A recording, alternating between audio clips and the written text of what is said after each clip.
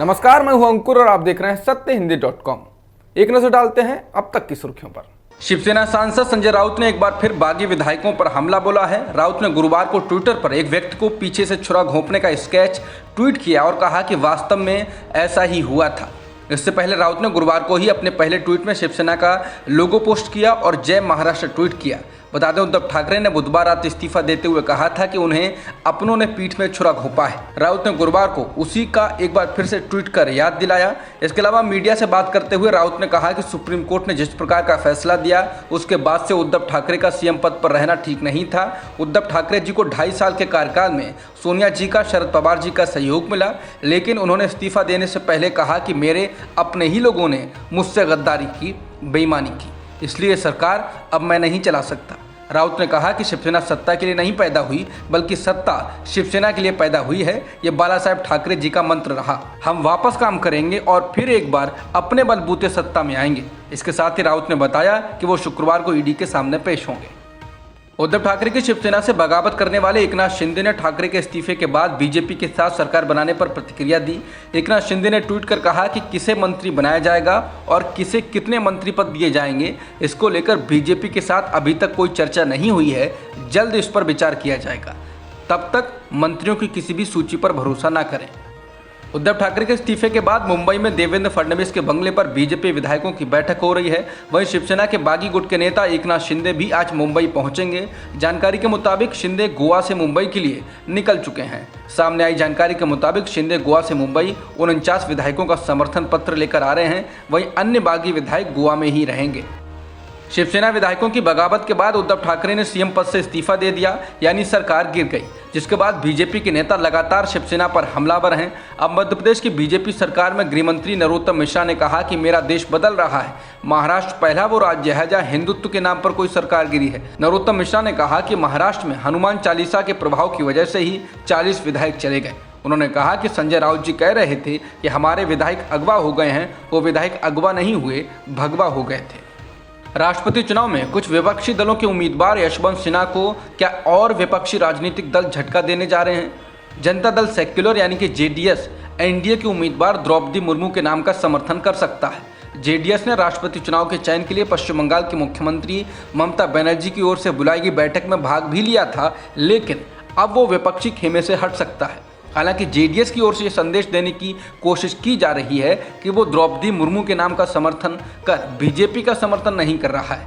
कर्नाटक के पूर्व मुख्यमंत्री एचडी कुमारस्वामी ने कहा कि द्रौपदी मुर्मू के पास काफ़ी समर्थन है, लेकिन इसके बावजूद भी उन्होंने हमारा समर्थन मांगा है और ये उनका बड़प्पन है। जेडीएस के अलावा झारखंड में कांग्रेस के साथ मिलकर सरकार चला रहा झारखंड मुक्ति मोर्चा भी द्रौपदी मुर्मू के नाम का समर्थन कर सकता है। इस तरह के संकेत मुख्यमंत्री हेमंत सोरेन के केंद्रीय गृह मंत्री अमित शाह से मुलाकात के बाद मिले। राजस्थान के उदयपुर में दर्जी कन्हैयालाल के हत्याकांड के बाद आज उदयपुर में हिंदू संगठनों ने सांप्रदायिक तनाव वाले इलाके के पास से विरोध मार्च निकाला, जिसके बाद इस दौरान पथराव भी हुआ। भीड़ को नियंत्रित करने के लिए दंगा पुलिस हरकत में आई। दरअसल भारी सुरक्षा के बीच जुलूस निकालने के दौरान हिंदू संगठनों के लगभग 1000 प्रदर्शनकारियों ने भगवा झंडा लिए और न्याय की मांग करते हुए नारे लगाए। मंगलवार को जिस इलाके में वीभत्स हत्या हुई थी, उस इलाके के पास प्रदर्शनकारियों के चले जाने से तनाव बढ़ गया। बाद में पुलिस ने आक्रोशित भीड़ को तितर-बितर किया। भीड़ कम होने पर एक वरिष्ठ पुलिस अधिकारी ने बताया कि अब ये नियंत्रण में है। हालांकि शहर में कर्फ्यू के दौरान जुलूस निकालने की अनुमति देने पर सवाल उठाए जा रहे हैं। बता दें, हत्या के बाद मंगलवार को हिंसक विरोध प्रदर्शन शुरू होने के बाद से शहर में सभी दुकानें बंद हैं और इंटरनेट भी बंद है। उदयपुर में कन्हैयालाल की हत्या को लेकर अब संयुक्त राष्ट्र की प्रतिक्रिया आई है। संयुक्त राष्ट्र महासचिव एंटोनियो गुटेरेस के प्रवक्ता स्टीफन दुजारिक से जब सवाल पूछा गया तो उन्होंने कहा कि हम सभी धर्मों का पूर्ण सम्मान और ये सुनिश्चित करने के लिए कहते हैं, साथ ही सुनिश्चित करने के लिए भी कहते हैं कि विभिन्न समुदाय विश्व स्तर पर सद्भाव और शांति से रह सकें। वहीं ऑल्ट न्यूज़ के सह संस्थापक मोहम्मद जुबैर की गिरफ्तारी पर एक अन्य सवाल के जवाब में उन्होंने कहा कि हम अभिव्यक्ति के मौलिक अधिकार में विश्वास करते हैं, हम पत्रकारों के खुद को व्यक्त करने के मौलिक अधिकार में विश्वास करते हैं और हम लोगों के लिए अन्य समुदायों और अन्य धर्मों का सम्मान करने की मूलभूत आवश्यकता में भी विश्वास करते हैं। ऑल्ट न्यूज़ के पत्रकार मोहम्मद जुबैर के खिलाफ जिस ट्विटर अकाउंट की शिकायत का हवाला देकर केस दर्ज कर गिरफ्तार किया गया, वो अकाउंट बुधवार की शाम से अस्तित्व में ही नहीं रहा, अचानक से गायब हो गया।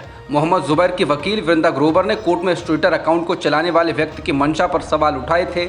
इसके बाद से ये ट्विटर अकाउंट गायब हो गया है। इस ट्विटर अकाउंट से पहला ट्वीट इस साल 19 जून को ही किया गया था और उसी 19 जून के ट्वीट के आधार पर ही Delhi police special cell unit ने मोहम्मद जुबैर के खिलाफ 20 जून को मुकदमा दर्ज किया। बता दें, ट्विटर अकाउंट्स पर शुरू से ही सवाल उठाए जा रहे थे। देश के उच्च सदन राज्यसभा में मौजूद सांसदों में से 31% सांसदों ने अपने खिलाफ आपराधिक मामले घोषित किए हैं। एसोसिएशन फॉर डेमोक्रेटिक रिफॉर्म्स यानी कि एडीआर ने 233 मौजूदा सांसदों में से 226 के आपराधिक, वित्तीय और बाकी विवरणों का विश्लेषण किया है।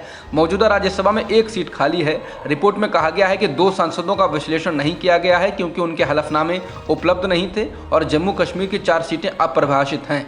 रिपोर्ट में कहा गया है कि राज्यसभा के 2 सांसदों ने हत्या से जुड़े मामले और 4 सांसदों ने हत्या के प्रयास से जुड़े मामले घोषित किए हैं, जबकि 4 राज्यसभा सांसदों ने महिलाओं के खिलाफ अपराधों से संबंधित मामलों की घोषणा की है। एडीआर की रिपोर्ट के अनुसार राज्यसभा सांसदों की औसत संपत्ति 79.54 करोड़ रुपए है। रिपोर्ट में कहा गया है कि 226 मौजूदा राज्यसभा सांसदों में से 197 करोड़पति हैं, यानी कि 87% सांसद करोड़पति हैं और प्रति राज्यसभा सांसद की औसत संपत्ति 79.54 करोड़ रुपए है। नेटो ने फिनलैंड और स्वीडन को औपचारिक रूप से सैन्य संगठन में शामिल होने के लिए आमंत्रित किया है। नेटो के राष्ट्राध्यक्षों ने बुधवार को इसकी घोषणा की। गौरतलब है कि इससे पहले तुर्की फिनलैंड और स्वीडन को नेटो में शामिल किए जाने का विरोध कर रहा था, लेकिन तुर्की, फिनलैंड और स्वीडन ने एक दूसरे की सुरक्षा की रक्षा करने पर अब सहमति जता दी है, जिसके बाद नेटो ने इनको अब आमंत्रित किया है। इसके बाद अब फिनलैंड और स्वीडन का नेटो में शामिल होने का रास्ता साफ हो चुका है। रूस के राष्ट्रपति व्लादिमीर पुतिन ने बुधवार को कहा कि फिनलैंड और स्वीडन के अमेरिका के नेतृत्व वाले सैन्य संगठन नेटो में शामिल होने के बाद अगर नेटो इन देशों में अपने सैनिकों की तैनाती और इंफ्रास्ट्रक्चर विकसित करता है तो रूस इसका जवाब देगा। पुतिन ने एक रूसी टेलीविजन से कहा कि स्वीडन और फिनलैंड के साथ हमें वो समस्या नहीं है जो हमें यूक्रेन के साथ है।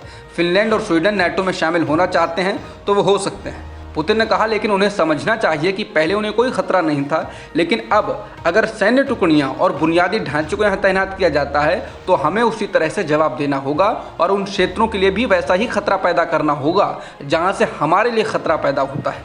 उन्होंने कहा कि नेटो की सदस्यता के बाद तो हेलेंस्की और स्टॉकहोम के साथ मॉस्को के संबंधों में खटास आएगी। अब तक की खबरों में इतना ही। बाकी खबरों के लिए बने रहिए सत्यहिंदी.com के साथ।